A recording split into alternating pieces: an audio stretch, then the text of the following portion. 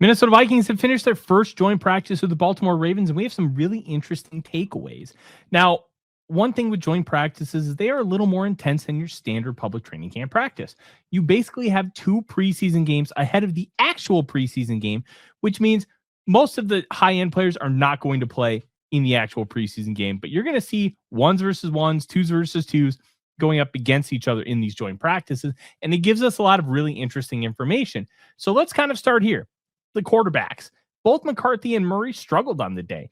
And it should be noted that should be relatively normal on day one. The real intrigue is going to be what happens on day 2.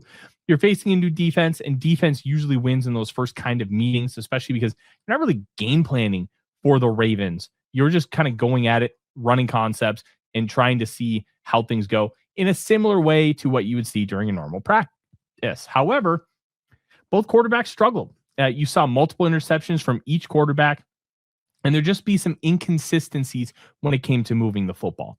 Overall, I think that's really the story here, that neither quarterback found a way to stand out. And both quarterbacks did find a way to succeed in the 2-minute drill at the end, down by 5. Kyler Murray, 4 plays, and then hits Justin Jefferson on a deep over. J.J. McCarthy takes advantage of a flat-footed safety and zooms in up deep post to Myles Price. Both of them scored touchdowns. Really nice to see them find a way to bounce back despite each throwing multiple interceptions on the day.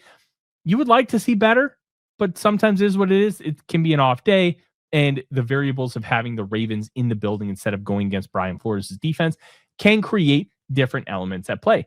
Now, let's go over to the defensive side of the football. Look, I don't know if you've heard me say it before, and I'm going to keep saying it again. Dallas Turner is primed for an absolutely explosive season. And one of the reasons why I know that is because he just continues to thrive and dominate and do everything that you want to see an elite edge rusher do. Now, does that mean Dallas Turner is going to be elite? He still has to prove it on Sundays. That's the big thing. With why everybody's so excited about Turner is what we're seeing in these practices is repeatable. You can expect this to happen when it comes Sundays because how he's winning translates from practice to game day. He is finding a way to win through the chest. He's finding a way to bend the arc. He's finding a way to be great in open space. Very fluid when he drops into coverage. Whatever you ask Dallas Turner to do, he's doing it at a high level. He has the length. He has the athleticism. Now, it really feels like he's developing that power element. Because while his go-to move is at speed to power, it's more of a speed to leverage, where he doesn't have that immediate pop in his hands. But if he gets underneath the pads, he's going to drive you back. And that drive back is going to do a lot. Now, overall, I think Turner could be an elite player. But he still has a lot to prove. Now, he did do a lot of that during the multiple starts that he had in his second year last year with Andrew Van Ginkel and Jonathan Grenard. I heard he played over 700 snaps, 42 pressures, 8.5 sacks. Now, the sacks weren't necessarily, pure one-on-one wins, but this defense isn't designed for pure one-on-one wins. That's not what you're asked to do a lot.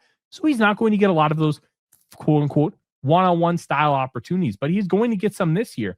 If Turner can put everything together, it's going to do a lot for this defense. It's going to do a lot for Turner specifically, and it could end up elevating the Minnesota Vikings both defensively and offensively because now you can feel really comfortable with what you're relying on over there.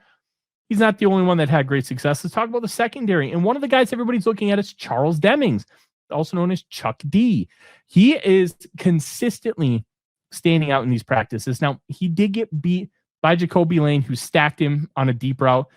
Demmings got in trail, and he was paying a little too much attention to the actual player instead of just running with and watching the hands, being a little too physical. Nice little learning opportunity. The next rep was all up in the grill, and they were fighting down the field. Only got to about 10 yards. Flag was thrown. So obviously Demmings is going to get called for illegal contact, but both players were getting physical. I love seeing Demmings do that.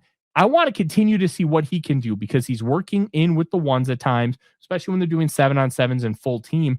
And it's great to see how much things have evolved with Demmings, how much things have evolved with him on this roster because there is a lot of really good stuff with him. Now, you want to be able to see it against all kinds of receivers. Jacoby Lane is not somebody who's great at stacking. He's not overly fast. But look, you can still stack a cornerback without having that gear to you. And I think he did a great job. I also think Jay Ward had a really nice day, got an interception. Jacob Thomas nearly had another one, but he had to go up in the air for it and couldn't quite bring it down. Overall, the back seven did great. Now, Elijah Surratt, the rookie out of Indiana, third-round pick, ended up cooking Byron Murphy Jr. on a little inside step and then breaking back to the out route. It happens every now and then, but it felt a little concerning for Byron Murphy Jr. at the time, but it is what it is. But I got to finish talking about my guy, Elijah Williams. One of the best performances I've seen from him. Look, he started working in with the ones, and when he was doing so, he was getting some pushback on the defensive line. Great stuff. But it's what he's doing consistently. The consistent reps, the down in, down out consistency has always been good. It was good last year. After you're in that contract of a rookie minicamp, in OTAs was good, minicamp was good, and then training camp consistently stacked good days. Stacked 3 really good preseason games, especially that one against the Patriots. And now he's stacking plays in practice as well. He had a 3-play sequence, tackle for loss, dropped into coverage as a 310-pound defensive lineman, and then another tackle for loss. This guy continues to put together really good practices and is one of the better stories in the NFL. Look, I understand Elijah Williams has kind of become my guy, but don't sleep on him. This is a guy who could be a rotational player, and maybe he'll end up being a starter early on until Caleb Banks really gets the ball rolling. This guy's a dude, and you need to know who he is. Overall, I think the Minnesota Vikings had a really nice practice. Offensively, could have been a lot better, but defensively was excellent. Now let's see how they stack day 2. You have a day with these guys. You've already figured out some of those little things. How do you adapt and adjust? That's going to be huge for the Vikings, and I can't wait to see it. And we'll be back with even more about joint practices because I'll be there live. Tyler Forness with A to Z Sports, Skol Vikings.